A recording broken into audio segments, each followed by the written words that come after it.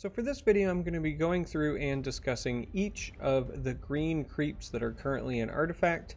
It's going to be kind of a review. I'm going to talk about whether or not they're good enough to see play in Constructed, whether they see play in Draft, and if they don't see play, what kind of cards you would want to look for or abilities you would want to look for in the future that might make them viable.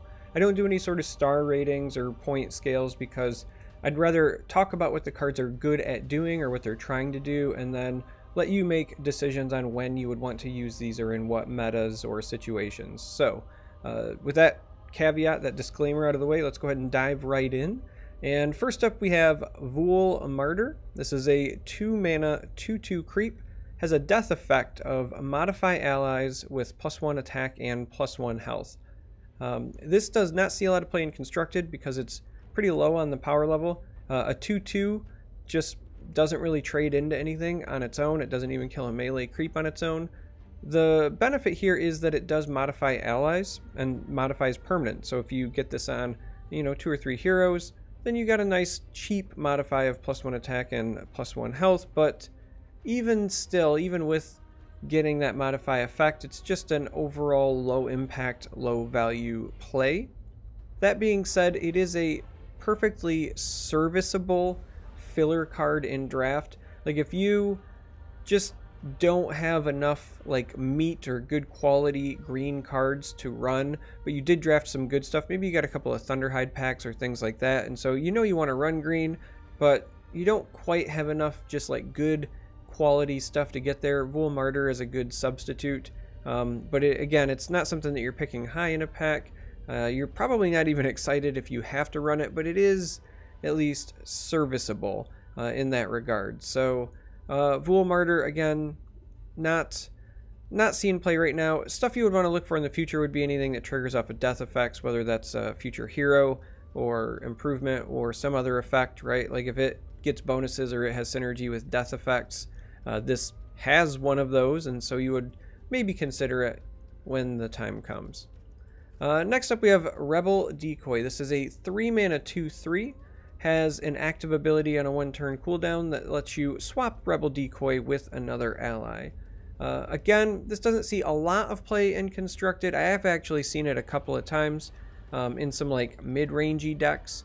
I don't know if I would call those decks competitive. They're not ultra competitive by any means, but this card does provide some good utility, and in instances where you have either really big heroes or really big creeps that you want to make sure are hitting towers or even just trading with other heroes, Rebel Decoy can sometimes do some position swapping and make that happen.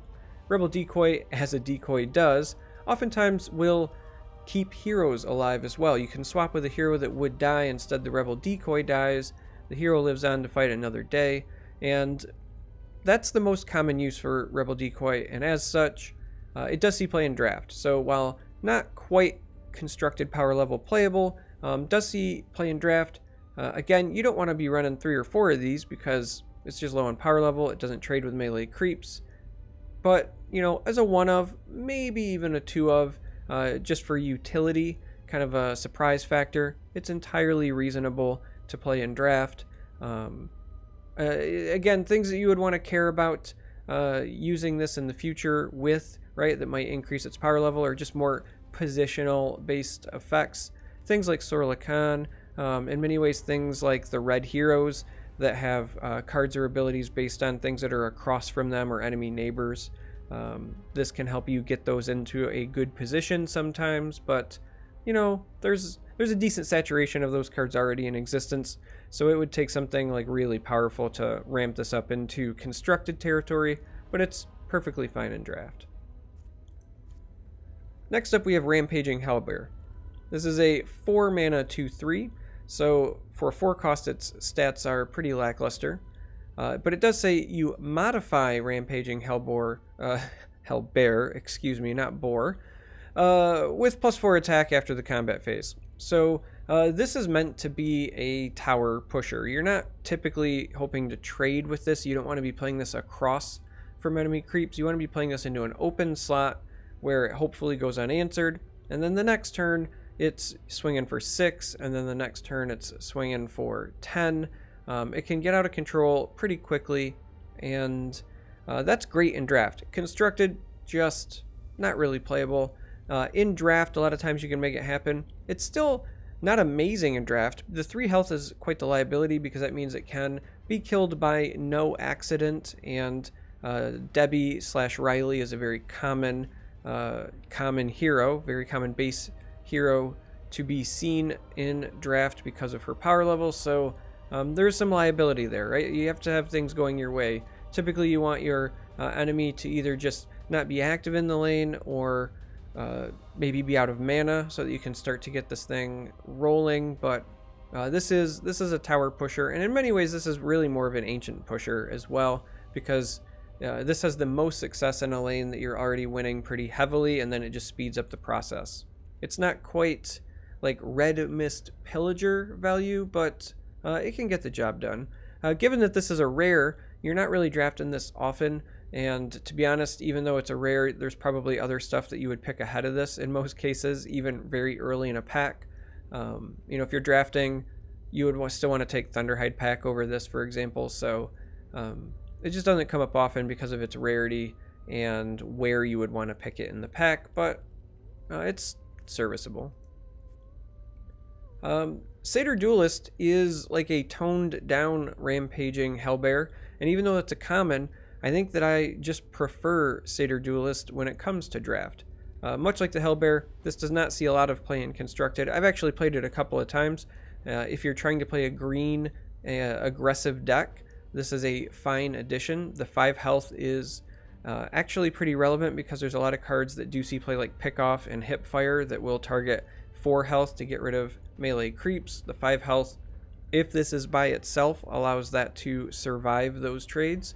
It does not ramp up or scale in value the way that the Hellbear does, but you know, 3 attack going to 5, going to 7, going to 9 can still add up, and it adds up pretty significantly in draft. So while I've seen this played a little bit in Constructed, the truth is it's probably not good enough.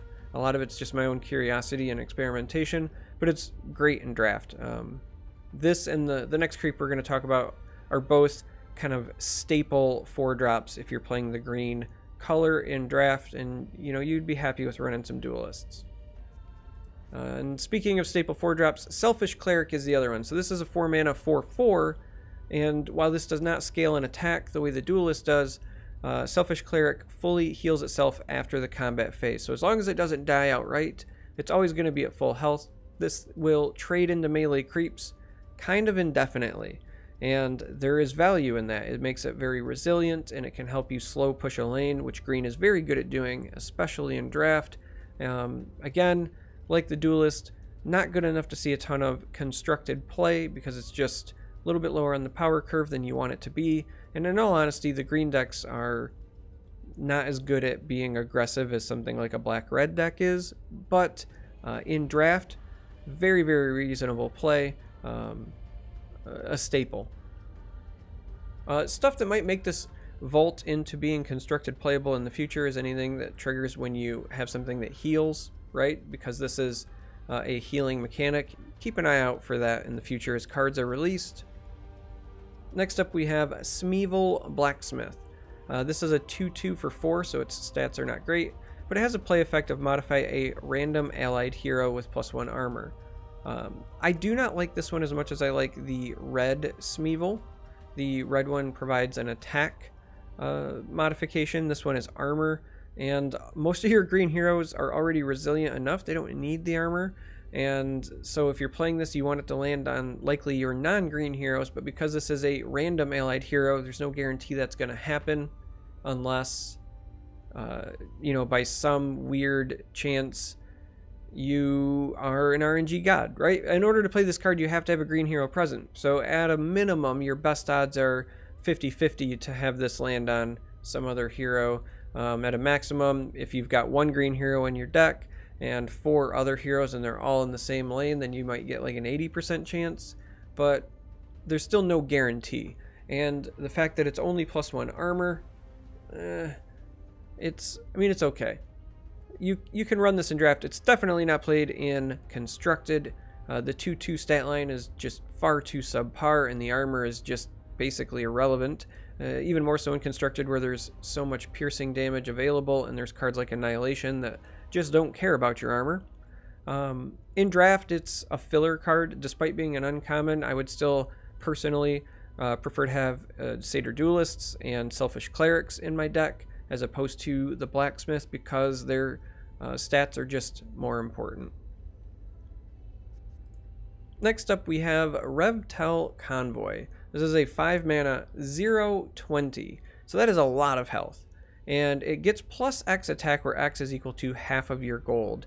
This does round down, and this is an interesting card because there have been some decks that have tried to run this, but you create this weird scenario where in order for this to be powerful, you have to not be spending your gold, and if you're not spending your gold, then you're not getting some of the powerful items. You're not buying Blink Daggers, you're not buying other high quality expensive items. Like, even for this to become like a 10/20, you would have to have 20 gold that you're not spending, and why would you do that? Why would you not want to buy that Vesture? Why would you not want to buy a Horn of the Alpha if you're running a gold gain deck, if you're running like an economy deck? So this one is just one of those weird cards that has a synergy that ends up being an anti-synergy that I think hurts it more than it helps it. There was a time in the closed beta where I was attempting to run a very unique version of green-black and a very unique version of green-red that focused on gaining a lot of gold and using cards like Revtel Convoy. The green-red one also used like Mercenary Exiles, and you were not trying to buy items, and instead you were trying to use the gold on these creeps to make them powerful because they're resilient creeps. And then you used cards like Corrosive Mist to, in theory, just eat your enemy's items, but it was just not good enough. I think you're hampering yourself too much currently. That being said, keep an eye on the archetype, right? As more cards get released, maybe there becomes some more reliable ways to get some gold and get some value out of these, but right now they're just kind of too slow.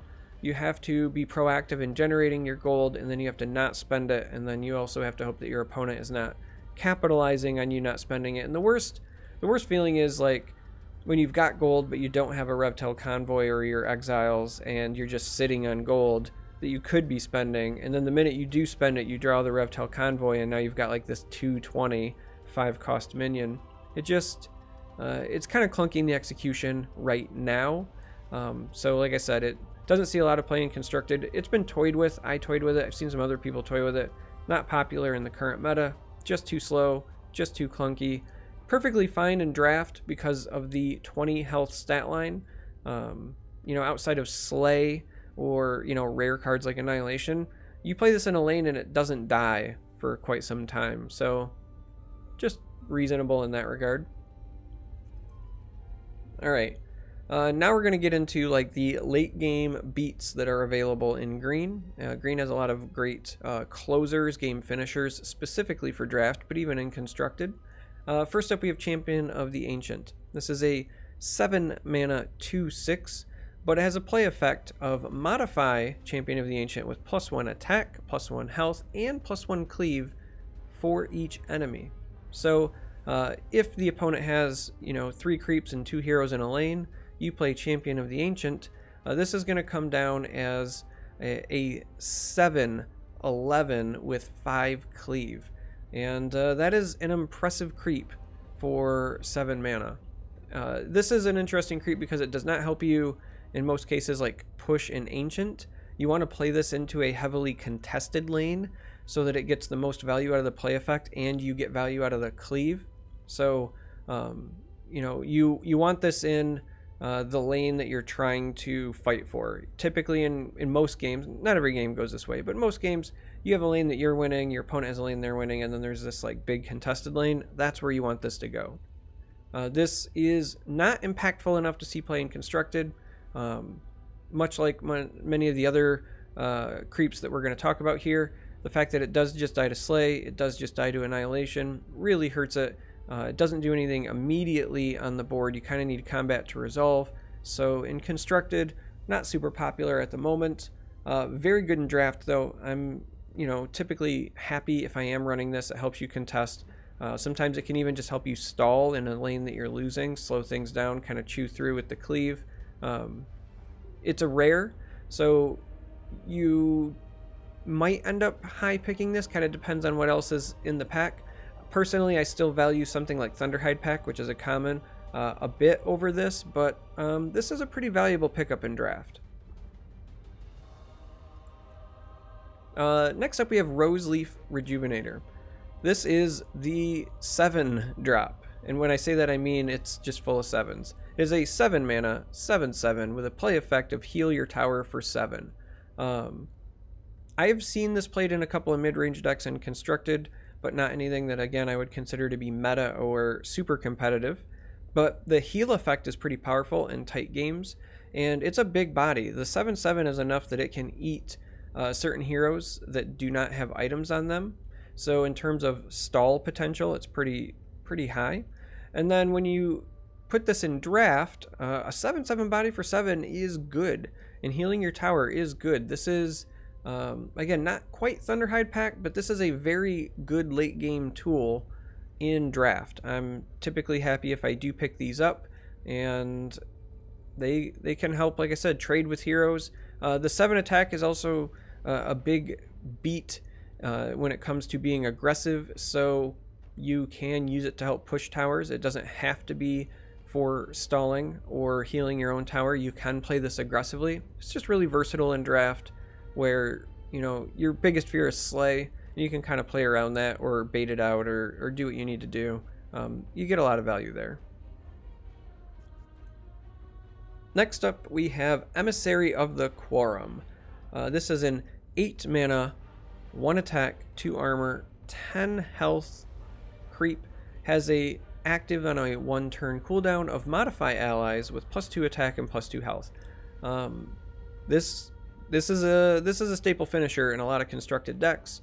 It was the big finisher, or at least a part of the finisher, part of the combo with the Salamene Storm deck, where you flood your board with prey on the weak, and then you modify all of those doggies with Emissary. This, because it modifies allies, also means it is over time modifying your heroes, but typically you know, one or two activations of this in a game is ending, so the long-term value is not often coming into play. If Emissary sticks around and you get 2 activations, you should be winning that game. The first activation is often enough to take out a tower. The second activation is often enough to help race an ancient. So big swing. You want to play this obviously in lanes where you get the most value, so lanes you're typically either winning or have a big presence in. In constructed, the go-to is that you usually lock somebody out of the lane, whether that's with Gust. That used to be the old go-to before it was balanced, before it was changed, modified, however you want to word that. New go-to is sometimes you just nuke heroes. It's not uncommon for someone to go for like a double Thunder God's Wrath to just clear out a board, and then you use Emissary to pump your stuff. There are even some non-Salamene Storm versions of the blue-green deck that are just more mid-rangey. The idea being you flood the board with Prey on the Weak, you flood the board traditionally with Dimensional Portal, and then this is your finisher. It does see play. It definitely is a bomb in draft. For all of the same reasons it's good in constructed, and again, outside of Slay, not a lot of stuff that you're fearing on a regular basis in draft, so the power level there is incredibly high. I've seen this thing completely turn games around. This is like the finisher for green right now, so very good. Next up we have Thunderhide Pack, and this is like the budget finisher for green. This is an 8 mana 14/14 creep with a siege of 6. This is a common, so it is a very common pickup in draft as a finisher. The big body means that it is often very resilient outside of cards like Slay, and you use this to close out games. It's not uncommon for me to draft 2 or 3 of these and be very excited that I've drafted these. I have actually seen these played in constructed, and there is an argument to be made that this, in certain metas or in certain situations, could be better than Emissary. Emissary requires a wide board to have a big impact, and in situations where games are closer or you're not going to be developing a wide board, it might be better to spend 8 to potentially just get 14 burst damage from hand than it would be to develop Emissary and start slowly doing the activations over time. Again, Emissary benefits from a very wide board. That's why you want to use cards like Dimensional Portal, like Prey on the Weak. If that's not your game plan, you could see an argument made for Thunderhide Pact being played. In my opinion, it's not a very good argument, but I have seen it played and constructed, so it's not completely out of the realm of possibility. But it is a staple in Draft. You should expect it if you're playing against somebody playing green, and if you are playing green yourself, you are looking to draft this.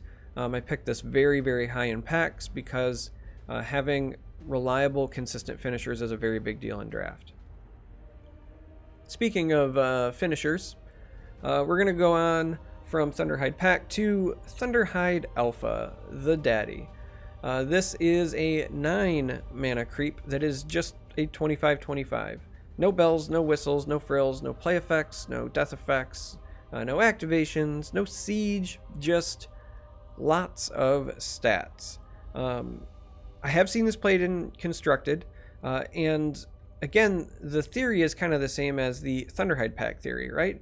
That sometimes just getting burst damage in a single slot is more reliable or more desirable than trying to flood the board and do something with Emissary.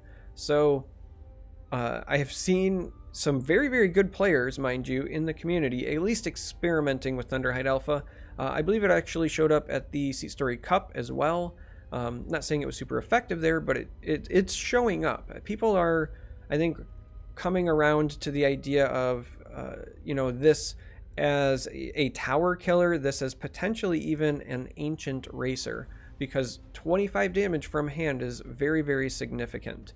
The downside is it does die to Slay, obviously dies to Annihilation. There is no siege, so it's very easy for somebody to put a creep in front of it, whereas the Thunderhide Pact, you at least get that 6 siege damage, but in a constructed environment where you're more likely to be able to manipulate the board, you're going to have more control because you can build your deck accordingly. I think it's fine for people to run the Thunderhide Alpha. In fact, I would dare say Thunderhide Alpha might have more impact in Constructed than it does in Draft, because you can kind of build around it, but you're happy if you run it in Draft. I've ran it in Draft, and it has won me some games pretty shamelessly, top decking it and racing an Ancient because they aren't expecting 25 burst from hand, specifically in decks that don't run black. When you're running black, people are expecting Nevermore or maybe even the Oath, and this is true in Constructed and it's true in Draft. So if you've got a reasonable board, they will defend the Ancient. But if you're running something silly like red-green, and they're not expecting you to race the Ancient, and then you drop 25 burst damage from hand, you can steal games that way. So this does see play in Constructed, not necessarily a lot. It's not meta-defining by any means, but people are toying with it, and it does see play in Draft, and you're okay with picking one up. You're pretty happy with it. So there you have it. That's the green creeps. Hopefully this helped you or you enjoyed it. We're almost done with these, by the way, so if you are getting bored of these, don't worry, don't fret. There is only a handful left, and then it's going to be a lot more gameplay and concepts going forward. And yeah, I appreciate you watching. I hope to see you in the next video. Thanks.